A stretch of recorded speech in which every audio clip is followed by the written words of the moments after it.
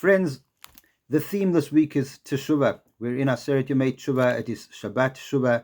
And in fact, this Parshat Vayelech is also called by our rabbis the Parsha of Teshuvah. I want to focus on one of the verses.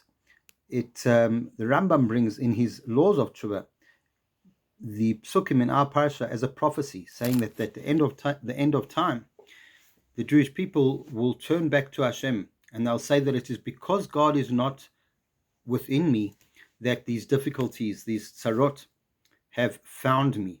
And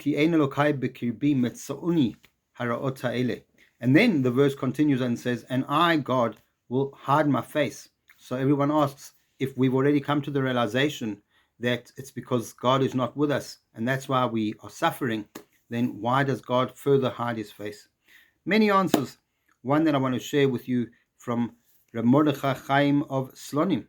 He would say that surely the fact that we bemoan the sorrows, the difficulties, the tragedies that befall us because God is not with us sounds like the main difficulty in our lives are the difficulties.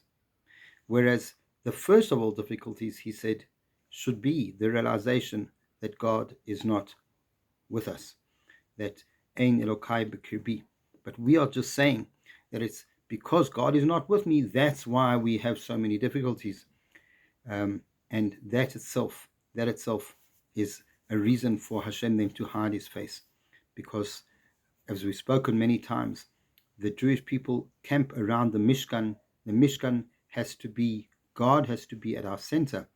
Elokai B'kirbi, that's our main part. And if God is not in our center, the center of our existence and the center of our life, then even if we don't have difficulties, that itself is the biggest pain, should be the reason for the pain that we have. And Teshuvah is to want to return to that reality where God is our reality. Shabbat Shalom. K'tiva v'chatima tova. Good gebenst yor.